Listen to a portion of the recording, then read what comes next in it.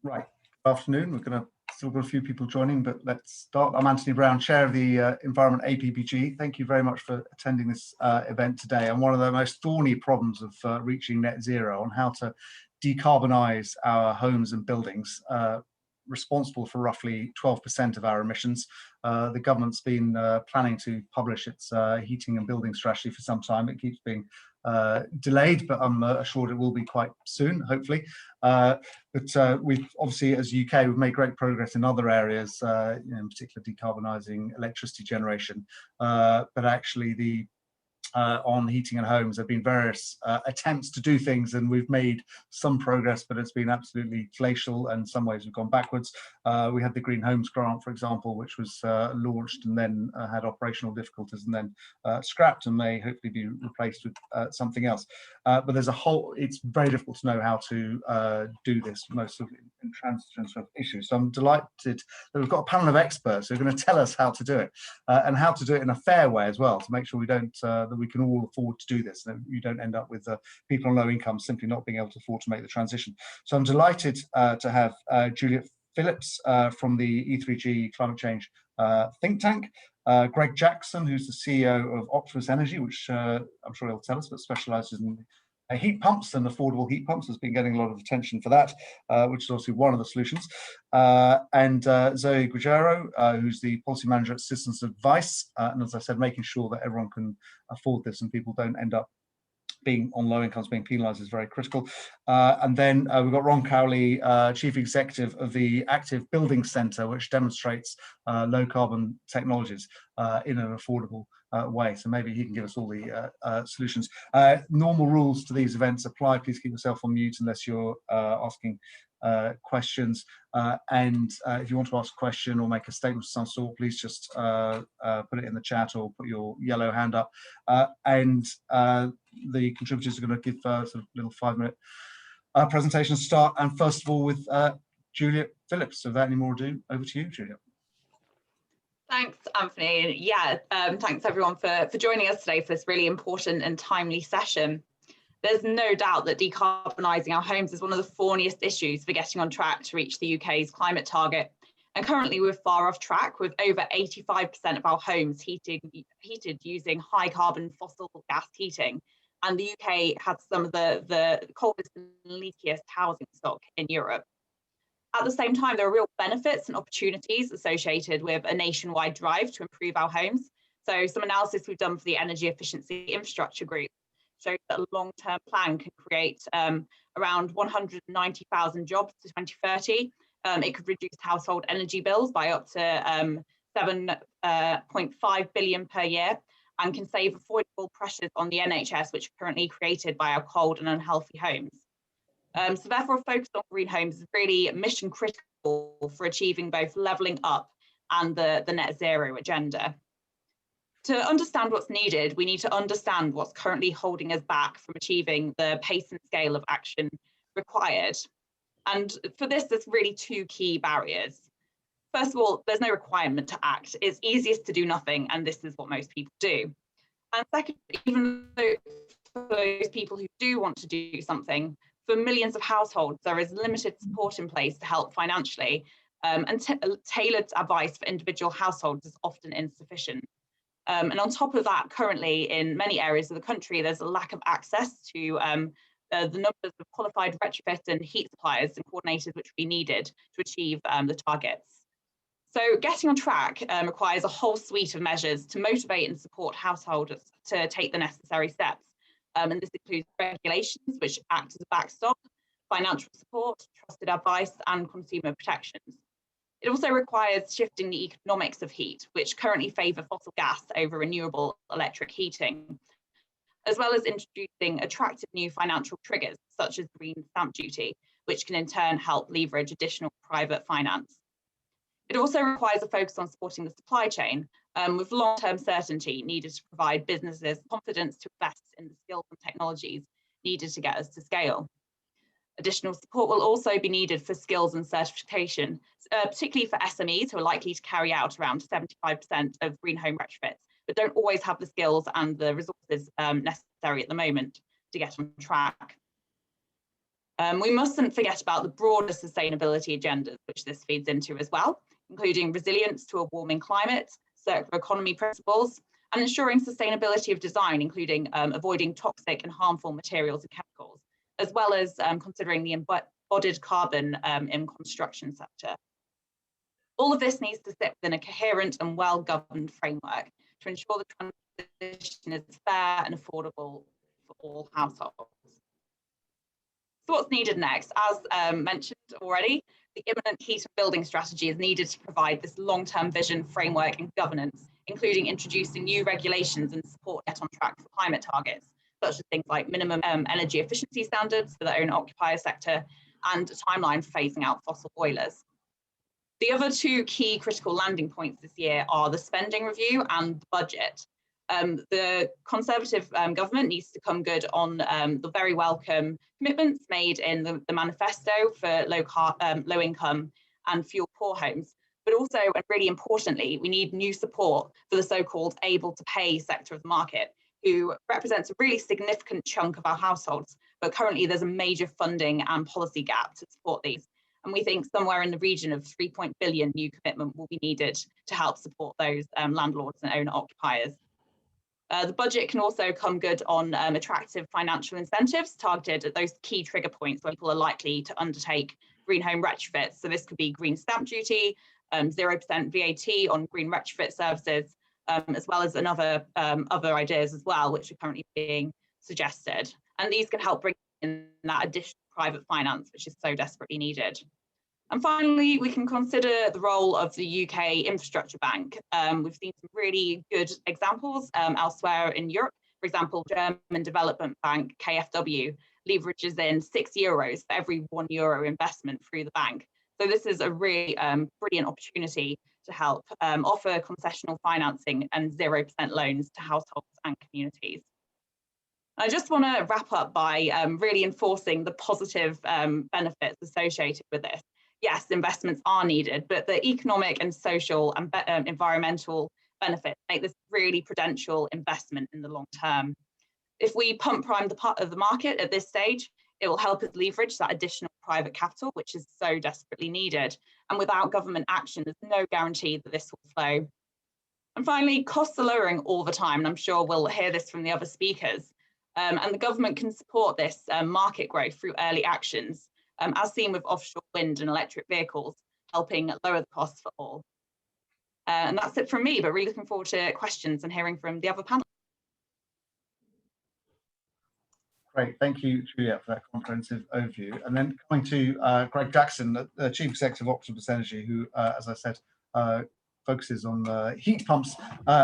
Very keen to hear your views on this, and in particular, the points that Juliet made about what is needed by government to actually make this, to actually decarbonise the homes and get a heat pump for everyone.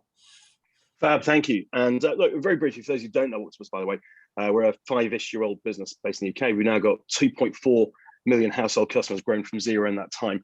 And really, we were started with the purpose of driving faster, cheaper decarbonisation through technology.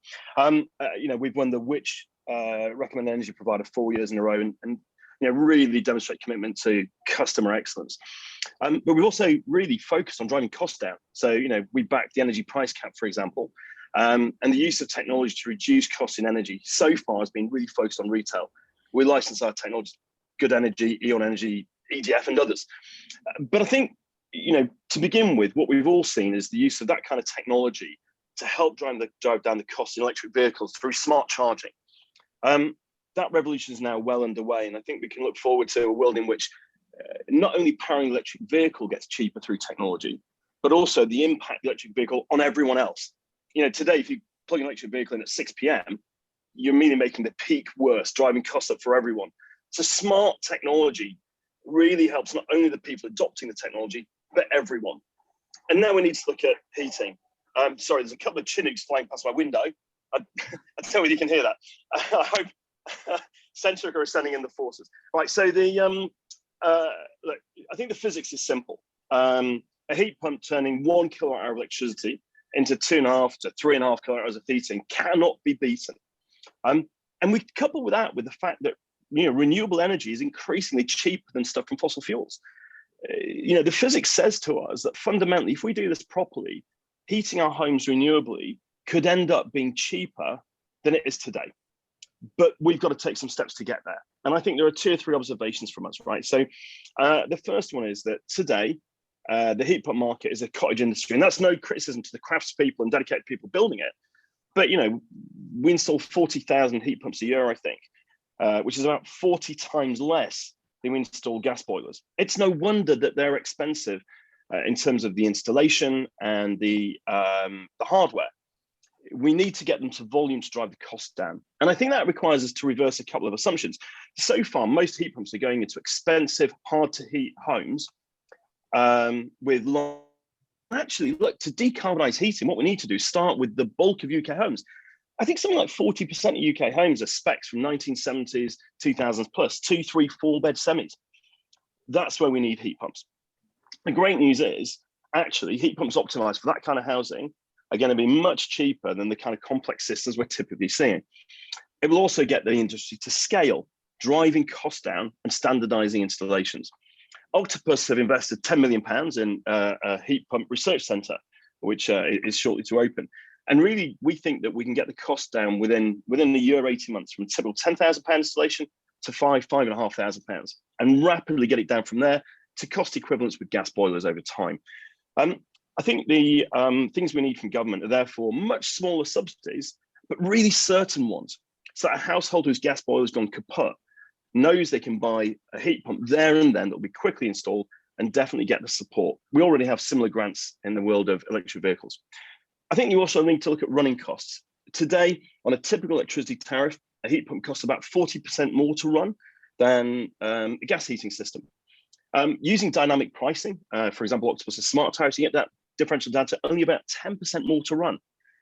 Now, if we start shifting the levies, away from electricity, for example, onto gas, we can actually reverse that differential and make decarbonised electric heating cheaper than gas. It doesn't take a lot to get from where we are today. So we need support for smart tariffs, and we need to move the levies. And finally, I think it's worth remembering there are areas where heat pumps are already better than gas boilers. If you're talking to people about gas boilers, roughly half the people you speak to will have a horror story about the one that just went kaput and they couldn't have a shower. The house was freezing for a week. It happened during a cold snap and all the engineers were busy. In fact, according to Which, the average gas boiler insurance policy is over £300 a year, twice as much as the average home insurance policy. So when it comes to that, if you look at a typical 12-year boiler life, that's £3,500 of insurance. So, we're already at a world where I think if we start presenting and enabling the financial package to be presented properly, we're getting closer. You can really believe in cost equivalence pretty soon. Now, I guess big claims require big backing. So I said we've already invested 10 million quid in the centre we're building. And we've recruited a team of physicists, engineers, and so on to optimise the installation process, but also to start helping consumers see the benefit. So instead of talking about heat pumps, maybe we should be talking about super green electric boilers, right? So that we help people understand that this is just a better boiler. After all, when the electric car came out, we didn't call it sort of, a magnetic hyperdrive. We just called it an electric car. So I think as we look forward to the world of electric boilers, that's important. The last bit of reverse thinking, logic, I guess, for people, is we've often worried that our homes aren't ready for heat pumps. So we need to insulate everything. And, of course, it is bonkers that today we're burning gas to compensate for poorly insulated homes. We should be sorting that out. But it's certainly not a barrier to heat pumps. What we should be doing with heat pumps is saying the day that you get your super green electric boiler, you also have the basic measures required to insulate your house and make it work.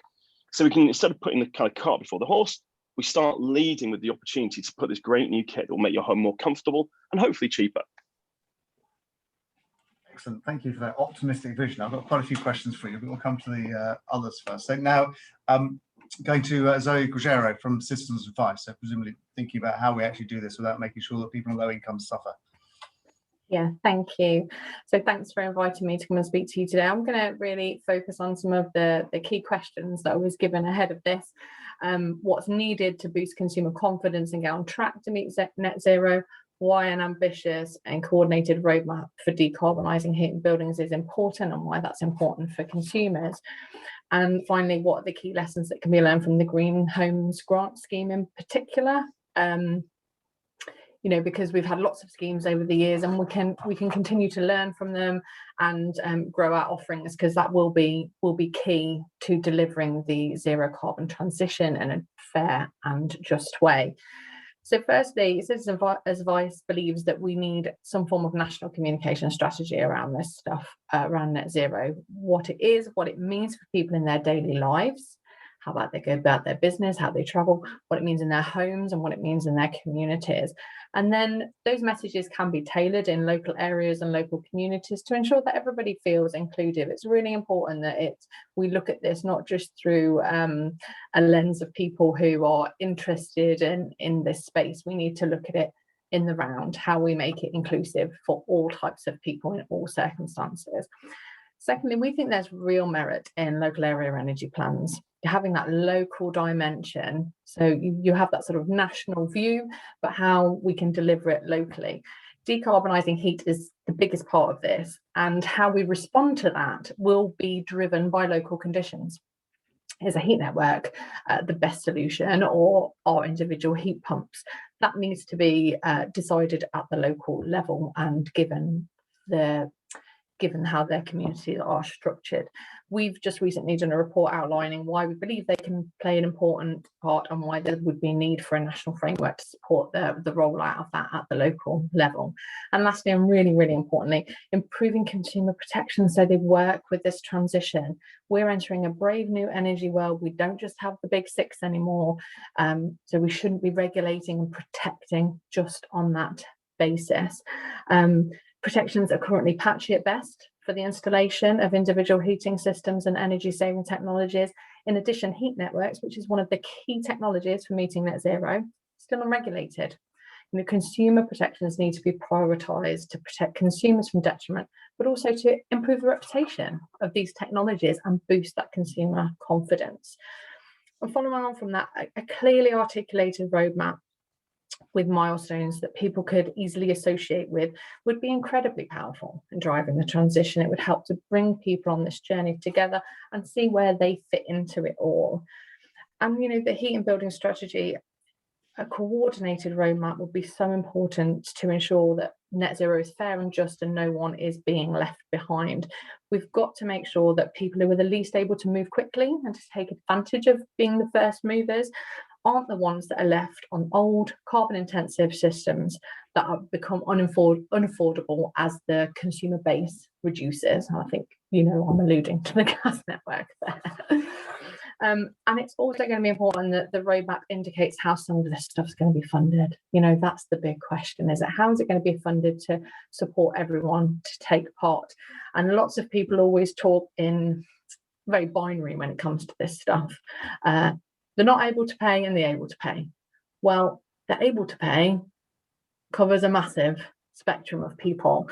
So how do we do that? How do we structure funding to support people who might be on the able to pay scale, but at the lower end, and it would be tough to pay for something up front? And you know, following on from that, like I said earlier, there's been lots and lots of schemes out there with brilliant intentions to support people to make changes in their homes.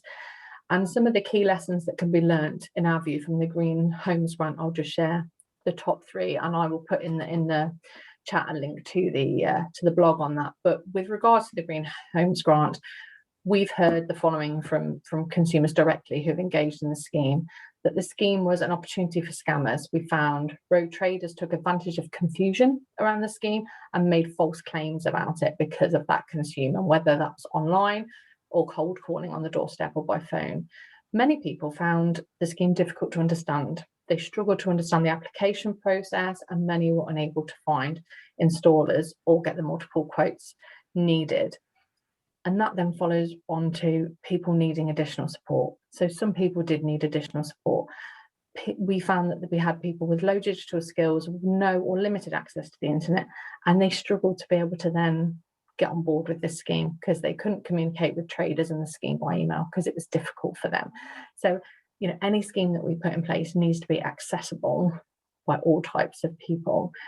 Future schemes need to be much clearer as well, so people can understand them, and we need to be designing in how we protect people. You can't ever wipe out scammers altogether, but are there simple ways that we can make these things less scammable, if that's even a word? They need to be accessible to everyone, whether that means we have to provide telephone or face-to-face services. And yes, that is more expensive and it is more time consuming, but it's going to be necessary. 29 million homes, they all need to be dealt with. Everybody needs to be part of this. And we believe that with the Green Homes Grant, the government needs to learn from those mistakes, and future support, any future support, however it's structured, must better reflect consumers and their needs. I think I'll leave it there. Hopefully that's given enough food for thought for the discussion at the end. That's been plenty food for thought. Thank you very much. And we've got Andrew Ston's come in with the first question, but before that, Ron Cowley, the Chief Executive of the Active Building Centre, which demonstrates these new technologies. What do you think the solution is, and how do we get there? Oh, excellent. We haven't mentioned hydrogen yet. Oh, yes, we do hydrogen as well. So just a little introduction. I'm Ron Cowley, Chief Executive of the Active Building Centre. We are funded by government, 100% government funded, part of the Transforming Construction programme. Government come along to me 2 years ago and said, we want to set up something that's different from public sector, because we recognise that it's no good just talking about decarbonising. What we need to do is demonstrate how to do it in a practical, pragmatic way that makes sense to people. So that was my mandate, and I'm happy to say I've got the best job in the room here as Chief Executive of the Active Building Centre. What we have is one very large demonstration site based in Berkeley in Gloucestershire, and we demonstrate how to get to net carbon zero and in a viable, practical, healthy way. We have got homes that demonstrate every element of energy capture, energy storage, integration and distribution. And the technologies we demonstrate is everything from heat pumps, which is a key element of generation of energy, through to solar, phase change materials, winds, biomass and hydrogen, and how we store that energy as well. Because ultimately the big test is how you distribute energy, not in the hot summer months, because there's plenty of energy around in the summer months, but how do you get through the winter months, the interseasonal heat and energy balance? And what we do is demonstrate how to achieve that. So we've got not only homes built in modular manufacturing ways of old technology from the 1970s that are leaky homes, right through to the modern methods of manufacturing. And we demonstrate how a small energy system can run a building. Well, for me, is what is net carbon zero mean in a building? It means, can you disconnect the home from the electric and the gas, and it runs disconnected from the mains? Now, that's net carbon zero for me. And what a lovely thing if you have a building that runs by itself, and it addresses for me fuel poverty. Do you put money in the electric meter or food on the table? And it's great if the future homes could all be net carbon positive, and it generates income.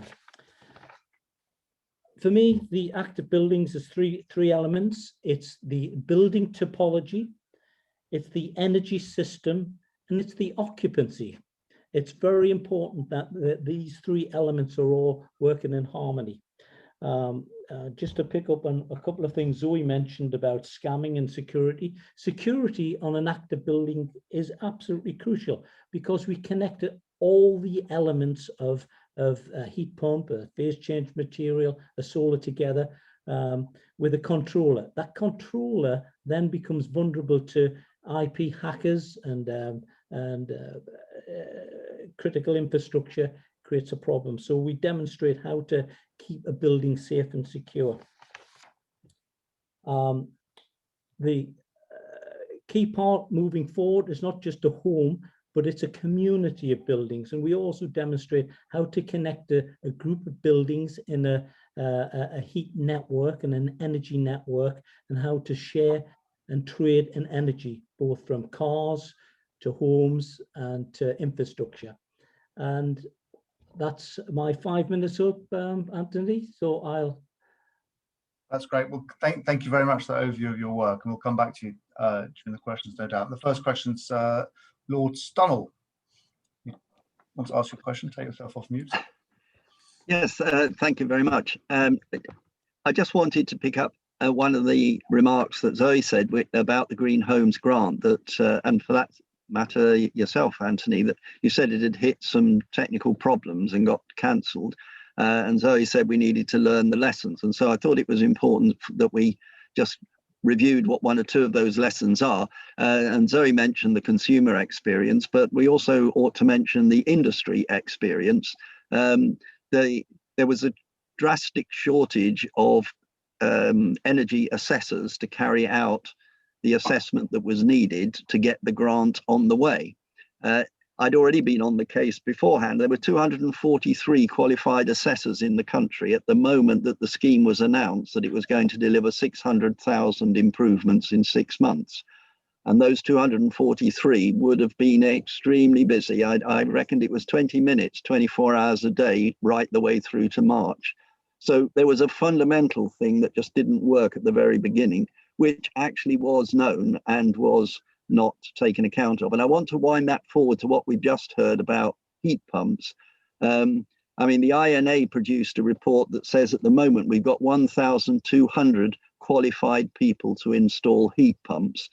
We actually need 10,000 if we are going to install 300,000 by 2025. So there's a fundamental problem of where are the other 8,800 going to come from? I'm about to table a question asking how many are entering training this September, because you can begin to map whether it's in the slightest bit deliverable. If we're going to learn the lessons, we should learn the consumer lessons, but we need to learn the industry lessons and maybe the political lessons, which if you offer several 100,000 of something, it's really quite sensible to find out if you've got any chance whatsoever of getting there before you announce the actual figure. Well, you're clearly absolutely right in that. There's no point in announcing something if you're incapable of delivering it. But I know Juliet's keen to come in on this, Juliet Phillips of E3G.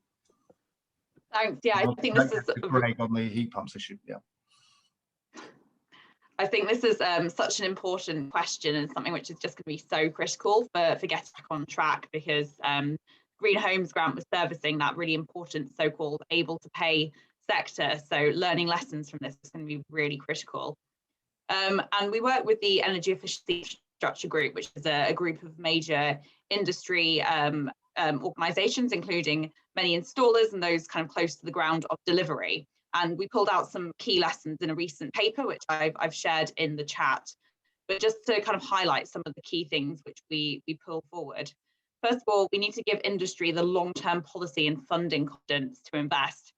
Industry has now suffered significant setbacks following various stop-start government programmes on energy efficiency, and the Green Homes grant is just another one of those. So we need to make sure that the next programme really is long-term, and it provides that confidence to move forward. We need to give schemes the time to work and deliver at scale. Too much was expected too soon from the Green Homes grant voucher scheme. And the target was set to retrofit 600,000 homes was set at the right level, but it should have been given much longer than 6 months to deliver. But rather than clipping the schemes of the fledgling scheme, the government should have adapted and taken the time to nurture the skills and supply chains in order to deliver at scale. Some other key lessons we pulled out was that the public demand was there, even though there were lots of issues around it. There was significant interest from the public, and much more so than the ill-fated Green Deal from previously. So that's a really positive lesson. Another really positive lesson is from the local authority delivery scheme, which was much more successful in terms of getting money out the door and actually delivering those benefits on the ground. So that can be something which we really factor into future schemes. Whilst really importantly making sure that SMEs aren't locked out of procurement, because sometimes the bigger schemes don't necessarily enable SMEs to participate, which is kind of, is absolutely needed if we're to retrofit the number of homes which we do need to do. And in terms of the administration, there's much more need for government engagement at an early stage with local bodies and also industry and other partners right from the start.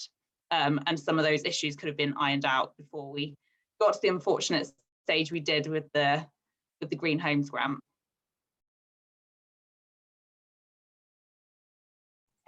So thank you. I just want to bring in Greg Jackson here as well, because Lord Stunnell mentioned the challenge you have in needing, I think it was 8,800 heat pump installers. I mean, what are the major barriers for you to make sure you don't end up following the Green Homes grant? I know it's completely different, but it's and what do you what do you need the government to do, or can you train them all like yourself? Yeah, no, that's a great question, and I think the biggest barrier at the moment is lack of volume. If you train loads of people and had no work to do, that would be disastrous. So I think the first thing we need to do is get the cost down to the point that we can drive real volume. At that point, the UK's got 120,000 registered gas engineers, most of whom could be trained to install heat pumps relatively easy. You call it, a couple of weeks of intensive training, and of course then some sort of on the job stuff paired up with an expert. So I think the pace of training will be able to match the pace of the transition. To get the cost down, the quick mention on the Green Homes grant is, the consumer expert, putting aside everything else, I think we need to recognise that the vast majority of heating purchasers are distressed purchasers. The boiler is either kaput or on its last legs. And, you need something where literally, when the surveyor is in your home, you're able, that day to make a decision knowing what the financial impact will be. And that's why I think we mentioned the electric vehicle support, which is a sort of guaranteed £3,000 grant for every car that meets the criteria. Great, thank you. Before coming to other questions, obviously hydrogen was sort of mentioned, but there's a very big hydrogen lobby saying it's the future. We just need to make sure all gas boilers are hydrogen ready, and then we've just put hydrogen in the pipes and then it's all sorted, and that's the solution. So coming to you first, why you clearly think heat pumps are better than hydrogen, or is it either or and then I'm interested in the views on others about what is the right technology, and how does the government avoid sort of backing losers and making sure it picks the winner, as it were? Yeah, I think the fundamental thing for us is the physics of a heat pump means that for every kilowatt hour of electricity you get, let's call it 3 kilowatt hours of heat. Burning something, whether it be natural gas or hydrogen, has a maximum of 1 to 1, and by the way, usually rather less than that. So if you're going to start with electricity, the answer must be heat pumps. I think if you're talking about blue hydrogen, the challenge is, there are so many unproven kind of questions there. Everything from, can you really build enough storage, and can we really compress it? How expensive will it be to use? We haven't answered any of that stuff. And although I'll often hear that the gas network is increasingly hydrogen ready, the reality is every smart meter we've just installed as a nation, and every one that's currently going in, isn't hydrogen ready. And in fact, nothing beyond the smart meter in the home is hydrogen ready. So even if we have hydrogen ready boilers, every joint, every valve, every hob, every gas fire is a question. So there are so many unknowns with hydrogen. No one can tell us what it will cost in the long run. Whereas with electric heating, we know right now what the physics and economics look like, and we can keep driving those down today. I think the reason that there's this kind of we have to think about the either or. And a lot of people say to me, can't we just let them duke it out, see how it goes on? But the tens of billions of pounds of investment we'll need to make in our gas infrastructure to make it hydrogen ready will be sunk cost that people are paying for decades to come. Now, to get public support for decarbonisation, we have to show that we can actually drive costs down whilst going green. And I think, electricity really does offer that opportunity with, the cost of every form of renewable generation falling year on year, storage falling year on year. Every electric car is a battery that holds enough electricity to power our homes for days on end. And electricity is fungible. If you put electricity in the house, you can balance between the car, the heating, all the other uses. So, I think the fundamentals point to electricity being by far the dominant solution. It would be a great shame if we sink so much cost into hydrogen and then discover it's going to be, too expensive. We can do electricity now. Okay.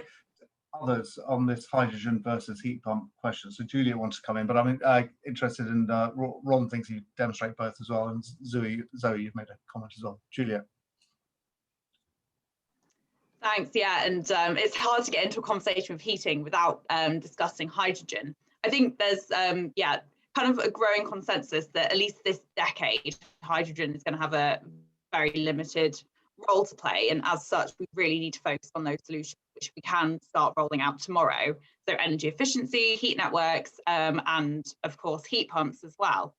And we need to make sure that this kind of hope of hydrogen doesn't act as a blocker for near-term action. If people are rolling out hydrogen-ready boilers, but then hydrogen never actually arrives in their neighbourhood, then that sets us back. And given the state of climate breakdown, we just simply don't have the time for this delay. So as such, there is kind of a concern that hydrogen-ready boilers could become a Trojan horse for fossil gas, which just kind of locks us into the high carbon infrastructure and supplies for years to come. And on the kind of question around the costs, hydrogen has much higher running costs than heat pumps. Of course, there's the cost associated with transforming the gas network as well. So while there's kind of discussion on the fact that maybe the consumer, in terms of replacing their boiler with a hydrogen-ready boiler, it might be cheaper in the long run. It could actually have negative impacts on fuel poverty and kind of the consumer case more broadly. We also need to think about hydrogen supply and demand as well, because we currently have very, hydrogen just doesn't exist at scale in the UK at the moment.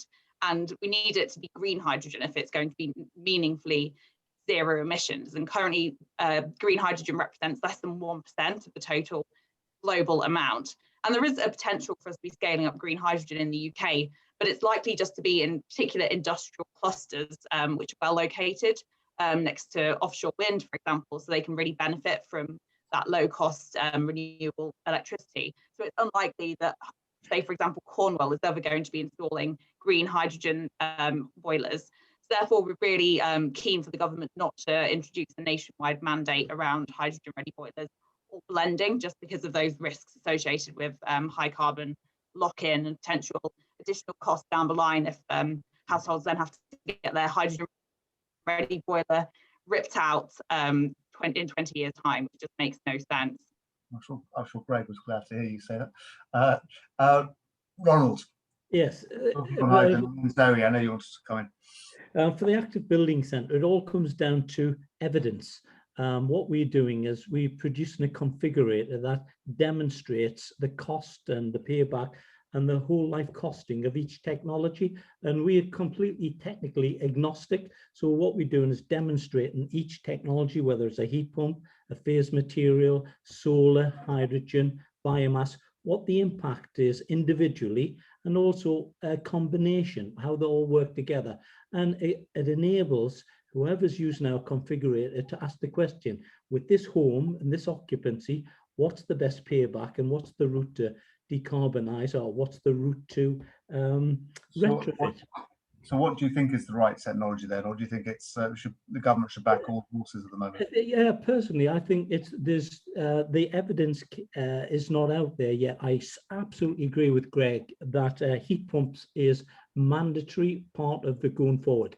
But we'll get the best out of a heat pump if it works in combination with, say, a phase material, whether it's a ground source heat pump and an air source, and how it works with the occupancy and also with the building. So individually, no technology will work by itself. It's got to be working in harmony. And we call that the active building or the intelligent building. When the building starts making decisions on your behalf, it becomes almost dumb. It says, right, okay, there's enough energy generated here. Let's store it, let's trade it, let's use it. So the building's actually working in the background, becomes intelligent, the intelligent building with AI and machine learning. Okay, thank you. I've got a question from Doug Parr before we do Zoe on this issue of hydrogen versus heat pumps. Do you have any particular views? Yeah, so this is something we're very much engaged with at the moment. So we don't take a view either or. We have to be technology agnostic. However, we do have serious concerns on behalf of consumers around the cost. So I think Clem's put some estimates in the chat, but that's just a best guesstimate, and industry's own admission is they don't know what it's going to cost, because it depends whether it's blue, whether it's green, whether it's pink, whether you have interconnectors with Europe. It's unbelievably complex. So from that point of view, we do have real concerns, and even at this moment in time, doing any economic modelling on it is almost pointless, because the stuff you put in is completely unknown. So therefore, what you get out of it is not usable. And I just want to pick up another point that Clem's just popped in the chat, and I think this is really important. People are being sold hydrogen-ready boilers now. There will be no hydrogen network in the next 10 to 15 years. So therefore, you're being sold something you don't really need. And like Clem has quite rightly pointed out, it's still just a gas boiler. It's just ready, but it's pointless that it being ready. So I think we need to be mindful of those things, and people being, it's potentially on the cusp of mis-selling, isn't it? And putting people off. So I think, the hydrogen debate is interesting, but I think it's right that it shouldn't detract from what we can do now. And then let's be real, it's going to be limited in its scope. I mean, the CCC has said 5% of homes at the outside, whether you agree with that or not. But I think the more pertinent issue in the near term is there's going to be 20% pumped through our gas network in 2 years' time. That will have cost implications and implications on the accuracy of people's bills. So that is something we need to be concerned about in the near term. Yeah, well, there's uniform concern about hydrogen here across the panel, which I certainly didn't realise there's quite so much negativity about it there. And everyone's agreeing heat pumps way to go at the moment. Doug Parr, you wanted to comment about the total cost. Do you want to ask your question? You unmute yourself. Sure, I'll ask it in person. Thanks to everybody on the panel, and hello to Zoe. I haven't seen you for a few years. Where you're from or who you represent? Yeah, I'm policy director at Greenpeace UK, and I wanted to ask what panelists. I mean, we've had some discussion about supply chain and the importance of scaling that up, and quite ambitious targets for end of the decade. What does the Chancellor need to put into the spending review to cover the next 2 years to deliver on the sort of visions that you've been espousing? So who wants to come to that? Greg, do you want to? Yeah, I'm very happy to. I mean, I think there's a bit of chicken and egg in it, because the amount depends on the volume and the volume depends on the price. If we can get heat pumps, and I say we, Octopus, I mean other companies, the industry, for a typical home down to say £5,500, then it requires say £2,500-ish of upfront grant to roughly get to cost equivalence with a gas boiler. The further you are from cost equivalence, the lower the volume will be. But that wouldn't be a bad place to start. Over time, one would hope that costs keep coming down, and that we're therefore able to start tapering down the subsidy. So, something in the region of £2,500 would probably work. Could be three and a half. Multiply that by the number of heat pumps you want. That's the upfront figure for heat pumps. I think then we need support for dynamic tariffs. Smart tariffs are absolutely critical. Essentially, what they do is they reflect the real physics of the energy system, even though today the way in which the grid and transmission distribution costs are charged to consumers via energy companies doesn't reflect the physics. If we move to a world in which using the spare capacity which exists on our networks most of the time means that consumers get dramatically lower bills, that requires sort of upfront seeding of, call it, I don't know, £150 per household per year. Again, that would taper down very quickly if the underlying cost of the network reflected to energy companies and thus to consumers. Heat pumps should be able to use those smart tariffs, by the way, without consumers noticing. It's not like you have to turn the heating on and off. It will just be, for example, as Ron talks about, that kind of smart stuff within the home. It'll be entirely transparent to consumer. The home will be warm and comfortable, but it won't be adding as much load at peak time as it would without.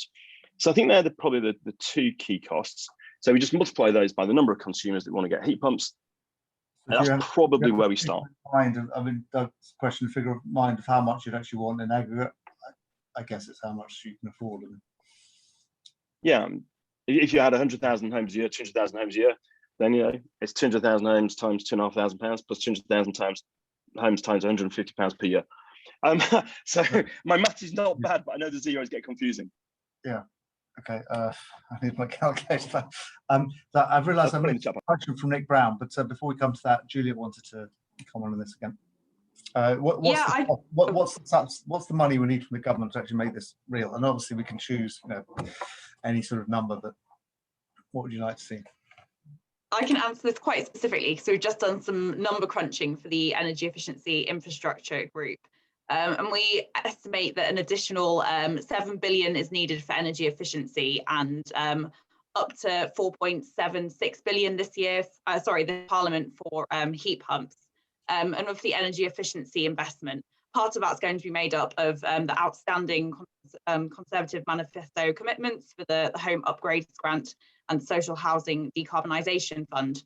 But importantly, we need this new chunk of funding, a grant scheme for the able to pay, worth around 3.6 billion, provided through the 3-year spending review.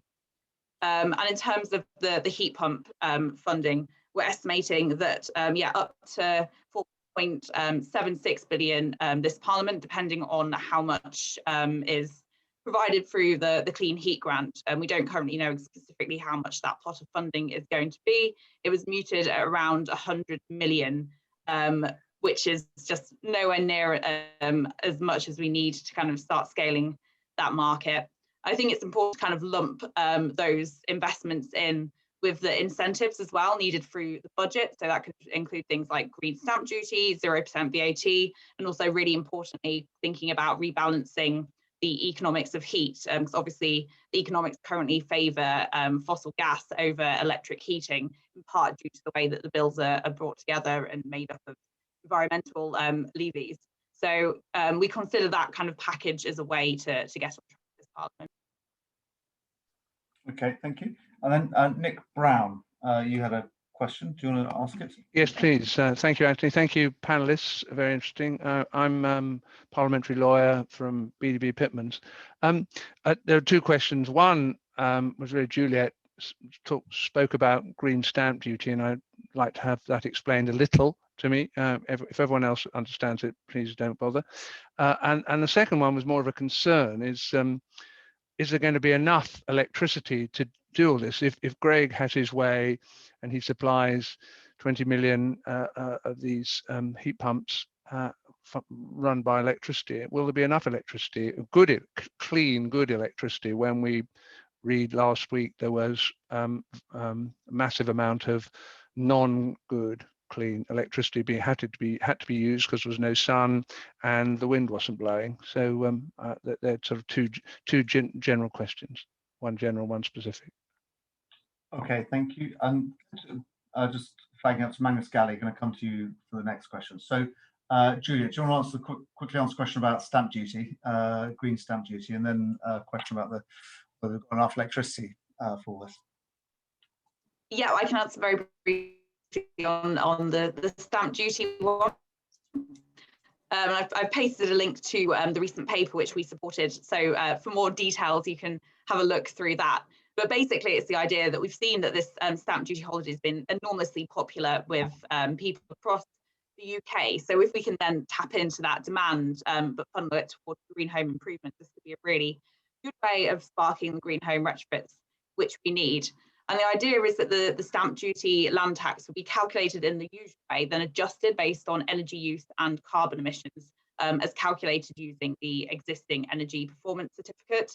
Then the final assessment would be made 24 months after the purchase. So if the new homeowners made significant reductions to their carbon and energy efficiency improvements in the house, they'll end up paying a significantly reduced amount of stamp duty.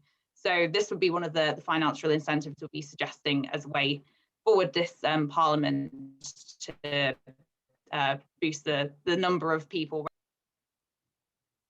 You just mute yourself. So on this issue about the amount of electricity, I don't know who's got comments on that. Greg, do you think there's enough electricity to power all your heat pumps? I don't know.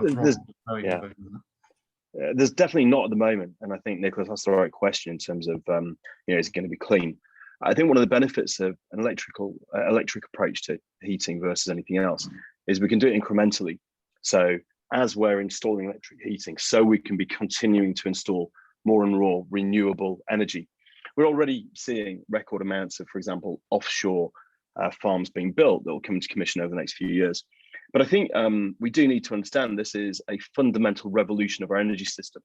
If we're to have enough, for example, wind power, and there'll be other sources too, to support our heating systems over winter, then, for example, we're going to have tremendous amounts of spare electricity the rest of the year. That's not a problem. I mean, this is 100% carbon-free, zero marginal cost electricity. It's actually a huge opportunity to, for example, start powering heavy industries and manufacturing with clean energy here in the UK at costs we've never seen before, and the opportunity to enjoy being able to use energy, for transport and other things in ways that are not as damaging to the environment as we've ever had before. So I think it is a fundamental reinvention, and we will end up with creative solutions. For example, the cost of battery storage, I think, has fallen tenfold in the last 10 years. So today, grid level storage looks expensive, but increasingly it will get to the point that complementing cheap wind power will be able to fill those gaps of a windless week. And of course, as electric vehicles become the norm, today they're a rich person's plaything. But you can now look on Alibaba, the website for importing cheap stuff from China, and you'll find a 5-seat electric car with 250-mile range for $12,500.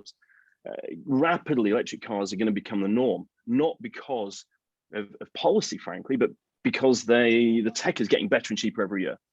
Once we have those, as the norm, we'll have a large fleet of batteries sitting outside many homes, ready to complement our system on windless days. And finally, I think we need to remember that increasingly electricity is interconnected. So we'll be soaking up green electricity through interconnectors, from Western Europe, but from all over the region. Now that future is going to take 10 or 15 years to build. But the great news is it'll also take 10 or 15 years to be replacing boilers incrementally as they go out of service. So we don't need to centrally plan it all. What we do need to do is create the conditions that enable intelligent investment and smart competition to drive down costs as we build these solutions.